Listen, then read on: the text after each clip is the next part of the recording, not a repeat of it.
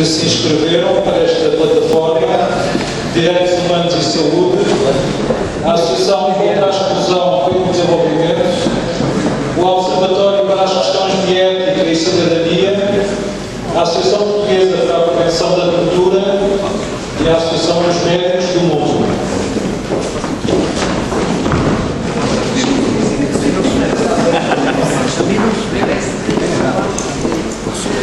Faz favor, força.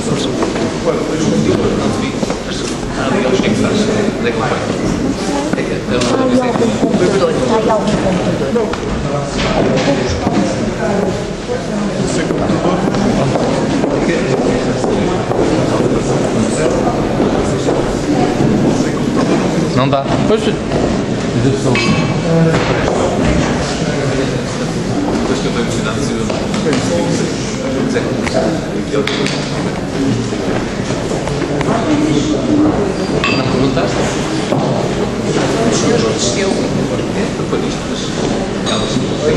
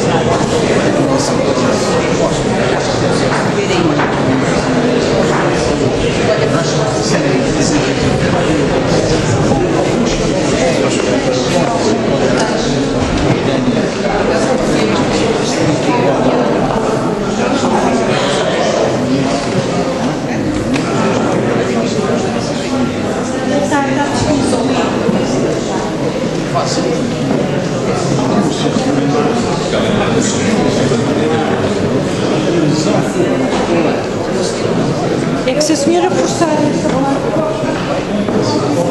boa tarde a todos. Vamos dar início ao painel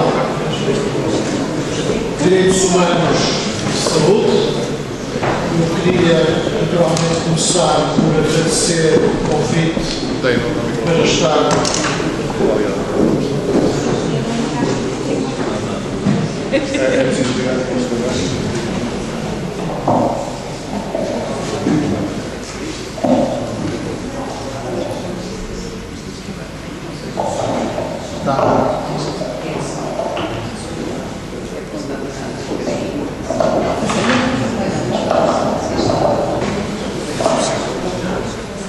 Eu vou repetir. Painel Direitos Humanos e Saúde. Quero agradecer o convite para moderar este painel e saudar os membros da mesa, que já irei anunciar. Eu queria também saudar esta iniciativa. Represento o assumido pela sociedade civil da sua própria parte de responsabilidade em dar conteúdo a este desígnio político, económico e social que é a CPLP e criar, através de dinâmicas que podem surgir deste encontro, redes que facilitem o intercâmbio e o conhecimento mútuo e entreajuda entre os vários atores que na sociedade civil dos países da CPLP e nas diásporas que falam português existem e estão dispostos a colaborar neste sentido.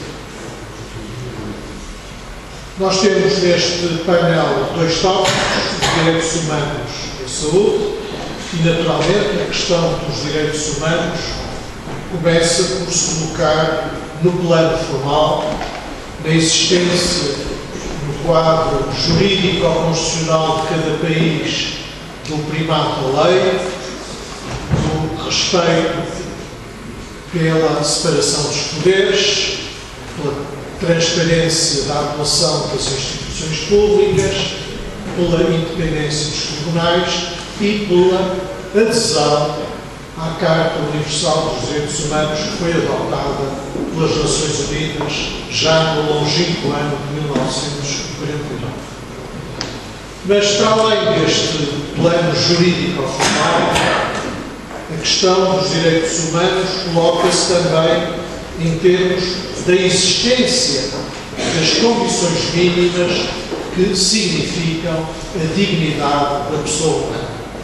Porque quem quer que, num quadro jurídico formal de reconhecimento de todos os direitos, viva em extrema pobreza, em estado de necessidade, a sua realização como pessoa humana está gravemente comprometida e, portanto, é necessário que não apenas no plano jurídico formal, mas também no plano das concretas condições de vida, haja um pleno exercício das capacidades de cada um e a possibilidade de cada um se realizar integralmente.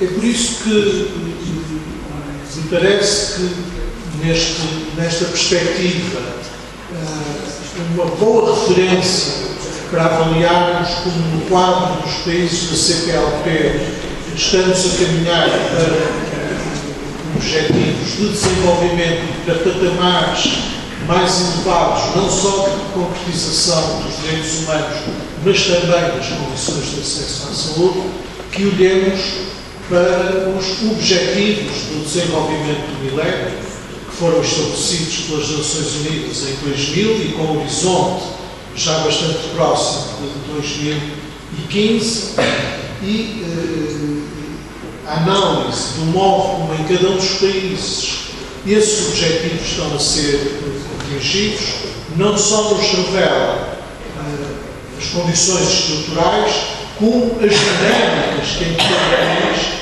foram adotadas ou puderam ser adotadas para atingir esses objetivos.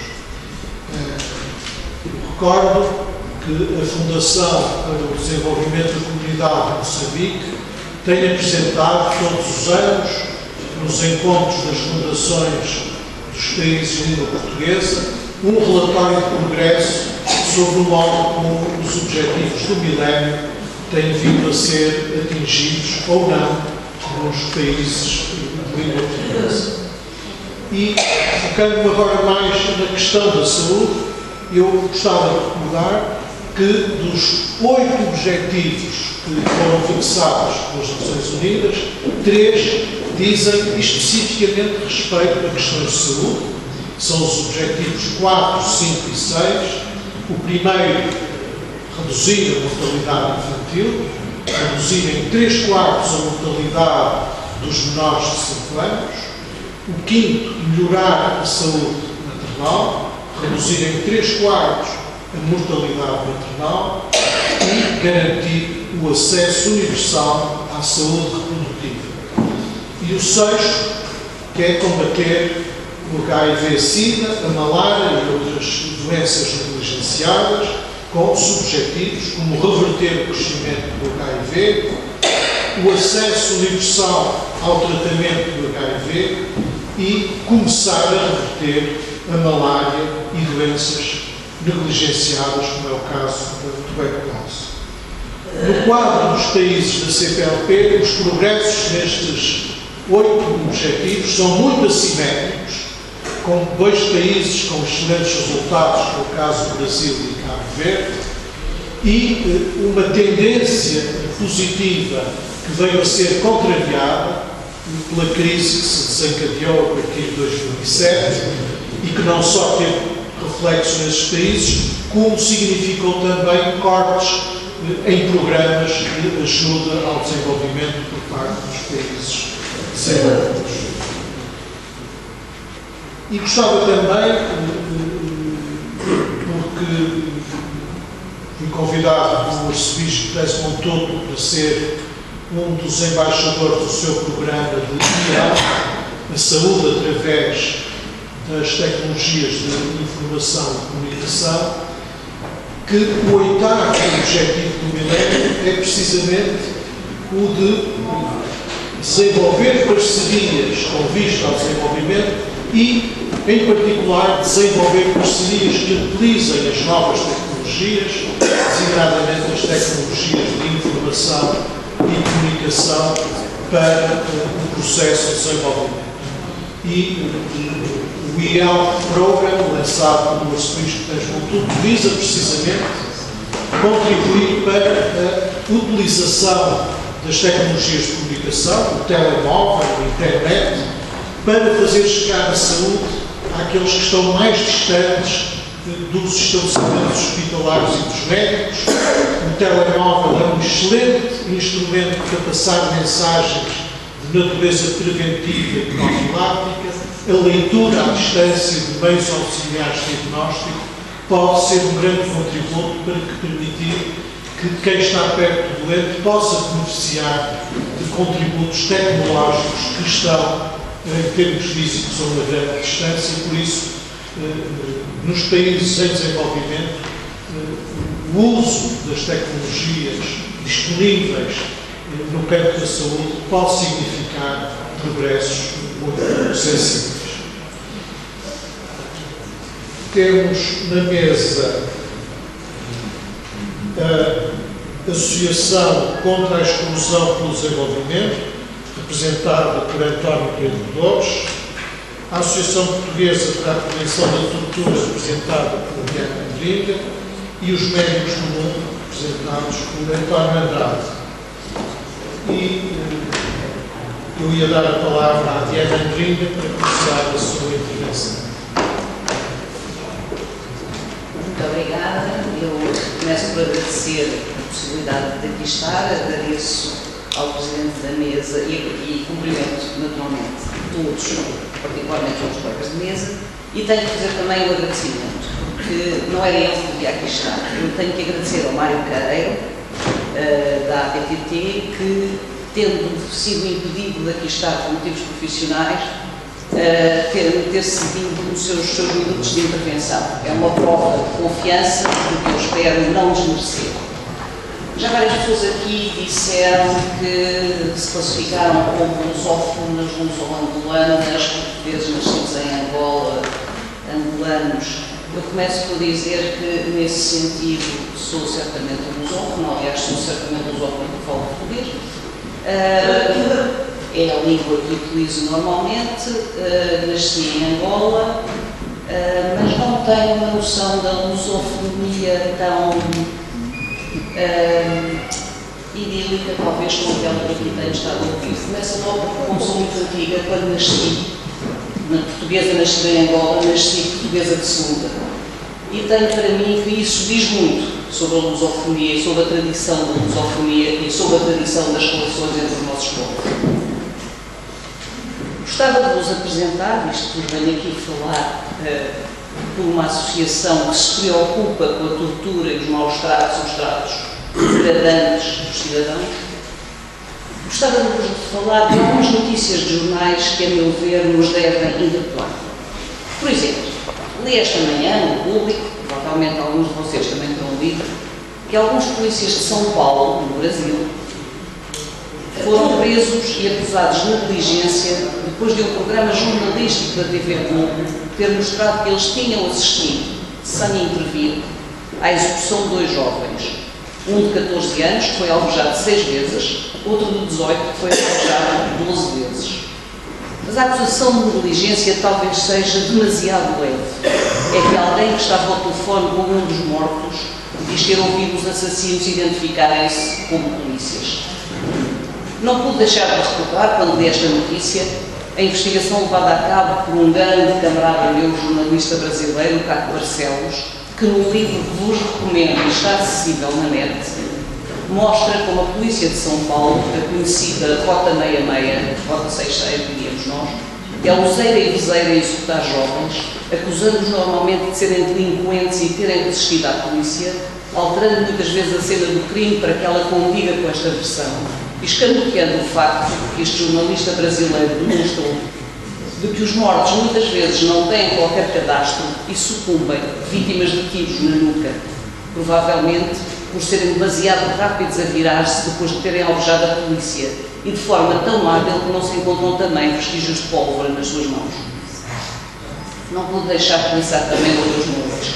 A morte do Corvo, do Max Snake, do Cucu, às mãos de polícias demasiado rápidos a puxar da pistola, inspirados provavelmente nas séries americanas que nos propõem como entretenimento, infindáveis ações da repressão policial. Em ocasiões como essas, é usual a referência ao medo dos agentes, apanhados em território hostil, e é extraordinário como os países não têm vergonha de considerar partes do seu território hostil, ou, na melhor das hipóteses, problemático. Há também a referência à sua inexperiência, sua deles polícias, à crise que corta as verbas que lhe poderiam ter permitido ter mais treino de tiro e não lhes permite, portanto, acertar nos pés e tende a acertar na cabeça. Serão mesmo estes argumentos válidos? Eu permito-me duvidar, sobretudo depois de ter assistido a 2 julgamentos em que os réus, que nos 2 casos pertenciam a minorias étnicas, terem referido ter sido agredidos por agentes já no interior da esquadra, sem que uma pulga se formasse na testa dos meritíssimos juízes, do delegado do Ministério Público e até pasme-se na dos advogados de defesa. Ou depois de ter ouvido uma vizinha narrar como, chamado depois de um assalto, um polícia lhe explicou: antigamente ainda conseguíamos recuperar as coisas, prendíamos os tipos, dávamos-lhe um aperto e eles diziam onde estava. Mas agora não podemos fazer nada se não temos problemas. Há muitos anos, numa entrevista, um inspetor da PID justificou-me também assim a tortura. Disse ele: tínhamos de ter sempre pelo menos a confissão de 2 para provar o crime. Vem de longe, portanto, a tradição de uma polícia que, incapaz de investigar para prender, prende para investigar e justifica depois a necessidade de tortura. E a verdade é que todos nós, países da CPLP, temos uma história de tortura. Inquisição, polícias políticas, ditaduras, fascismo, colonialismo, novos invasores, novas polícias. Bem pode Portugal ter-se gabar-se de ser o pioneiro europeu na abolição da pena de morte. Não deixou de usar, e muito, nas diversas colónias. Bem pode o Brasil gabar-se de ter sido os primeiros a aboli-la nas Américas. Não faltaram mortes sem julgamento nos anos da ditadura militar. Infelizmente, Acontece por vezes com os filhos de pais maltratantes, essa cultura persistiu nas antigas colónias. A democracia, o respeito pelo outro, a noção de que o outro, mesmo quando delinquente, é como nós uma pessoa dotada de direitos, são valores que requerem tempo para se implantar. Há, no entanto, sinais de esperança, vindos muitas vezes de lugares que os preconceitos tornam inesperados. Por exemplo, sabem vocês o que são culpa-patas? Segundo aprendi numa crónica do PPTela no África 21, são molas que servem de táxis, comuns nas ruas de Benguela. E tal como os táxis de 4 rodas, também estes fazem arabescos pelas ruas da cidade, pondo em risco não só o cliente que vai colado às costas do condutor, mas também os peões. O que levou o escritor a perguntar a um jovem polícia que se declarara ser o seu admirador: você com essa moto deve apanhar muitos culpa-patas. A resposta foi surpreendente: as motos! Ai, as motos! Pepetela repetiu: a sua moto é mais poderosa, consegue apanhá-los. E a resposta foi ainda mais surpreendente, sobretudo para nós, depois da morte do jovem Rubén Marques, morto na sequência de uma perseguição policial, alegadamente por conduzir a motorizada sem capacete e ter desrespeitado o sinal de parar. Disse o polícia: mais velho, se vão atrás deles ainda pior. Para fugir, cometem mais, fazem manobras perigosas, aí provocam acidentes. É melhor deixarem. É melhor deixarem. Quem diria que, a par com as infelizmente repetidas notícias de repressão sobre jovens manifestantes, era possível receber de Angola, é certo que não de Luanda, mas de Benguela, uma tão clara lição de que pequenos atropelos à legalidade não devem ser pagos com a vida. Mas terão lido a crónica de Pepetela, daqueles que dispararam sobre o jovem Rubén Marques na sua motocicleta, tentando a despistar-se sem morrer. Estes dias, também no Moçambique parece ter servido de exemplo a Portugal. Polícias que mataram um turista de transporte de passageiros por ter ignorado uma ordem de paragem foram expulsos da corporação, tendo o porta-voz da polícia qualificado a ação dos seus colegas de repugnante. Foram também detidos 2 agentes que, em pé, agrediram um homem cujo crime fora não exibir quando o exigiram o bilhete de identidade. É certo que, em janeiro deste ano, a terceira vara criminal de Lisboa condenou 2 anos e meio de prisão dos investigadores da PJ pelo crime de tortura de um funcionário da CPI. Mas convém referir que a execução da pena foi suspensa, que o caso datava de 2000 e que ambos tinham, entretanto, chegado a inspectores-chefes. E também que a vítima era um trabalhador de uma grande empresa e não um jovem desempregado de um bairro dito problemático. Ainda assim, ouvido pela Lusa, o presidente da Associação Sindical dos Funcionários da PJ, que não classificou de repugnante o ato de tortura, preferindo referir que seria interposto um recurso. Por tudo isto, quando falamos de direitos humanos num encontro dedicado à lusofonia e que se propõe como fim, e cito, a criação de uma verdadeira comunidade lusófona numa base de liberdade e de fraternidade, vale a pena olhar estes exemplos que nos chegam pelos jornais e refletir se a cultura que temos nos nossos países serve de base a esse sonho, ou se, como mostram as mortes na sequência de perseguição policial, as intervenções ditas musculadas, os chamados bairros problemáticos, expressão que esconde e simultaneamente revela que o país tem um problema de desigualdade entre os seus habitantes, porque os bairros ricos não são chamados de bairros, muito menos problemáticos. As queixas dos polícias porque não lhes permitem o abuso da força. A verdade é que temos, em Portugal e na maioria dos países oficialmente lusófonos, uma cultura que legitima a violência do Estado e dos seus representantes, uma cultura herdada da ditadura e do colonialismo, que não se desfascizou e muito menos se descolorizou. Olhando para Portugal, vale a pena investigar sobre o facto de entre os mortos na sequência de operações policiais a maioria ter a pele mais escuras e as minorias étnicas estarem muito mais representadas nos estabelecimentos prisionais do que na sociedade exterior. E isso não se deve a qualquer especial mobilidade para determinados grupos, mas sim ao preconceito que recai sobre eles e os torna de imediato suspeito aos olhos de todas as autoridades. Se mais provas não houvesse, uma foi bem clara. A forma como polícias, média e políticos aceitaram a mentira do pseudo-arrastão de Carcavelos, que em 2005 incendiou o país com a história falsa de um roubo cometido por 500 jovens, que se insinuava, obviamente, serem negros. Teria sido uma boa altura para parar para pensar. Infelizmente, só o superintendente da Polícia de Lisboa mostrou alguma disponibilidade autocrítica. Falar de cidadania lusófona, de lusofonia, quando aqui, na antiga metrópole, os portugueses de pele negra não são vistos como cidadãos de bem direito, quando se dificulta a obtenção de vistos, quando se discrimina aqueles que nos procuram precisamente por permaneceu de comum entre os nossos países, ainda que seja o Benfica ou qualquer outro clube de futebol. quando se agrida imigrantes nas esquadras, se destroem as suas habitações precárias, se lhes diminui a proteção social. Falar de lusofonia, de comunidade lusófona, não pode ser mais do que uma prova do humor branco, que, além do mais, promove a retaliação nos países que a crise agora força os portugueses a de novo demandar. Uma verdadeira comunidade só se forja na igualdade. O exemplo europeu basta para mostrar como é difícil, mesmo entre países do mesmo continente, conseguir essa igualdade e nós, portugueses, que ligamos. Quando mais quando, no caso da CPLP, falamos de países separados por oceanos, unidos por uma história de conflito, divididos por características físicas. O Brasil não resolveu ainda o problema da cor da pele. Basta pensar quantos negros vivos até hoje nos governos de Brasília e quantos vemos nas notícias sobre a repressão policial. Portugal confronta-se com ele, como é visível até em referências a um dos membros da Troika que nos vigia, o escolhido, Haile Selassie. Não é escamoteante o problema do racismo e da discriminação que os ultrapassamos, mas encarando de frente, analisando as sobre- e subrepresentações a que conduz. Universos fechados, as prisões seriam certamente um bom lugar para começar esta análise de sub- e sobre-representação, mas haverá essa vontade. Muito obrigado.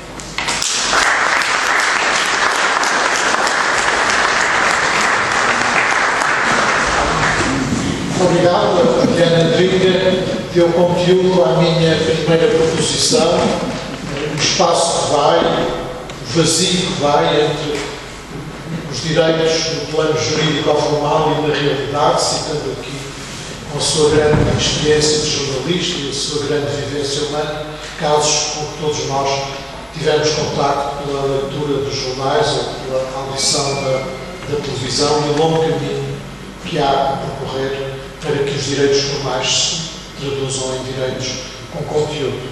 E creio que agora eu pediria ao António Pedro Dosto, da Associação contra a Exclusão pelo Desenvolvimento, a segunda intervenção, que penso estará também na área dos direitos, e depois terminaremos com a segunda.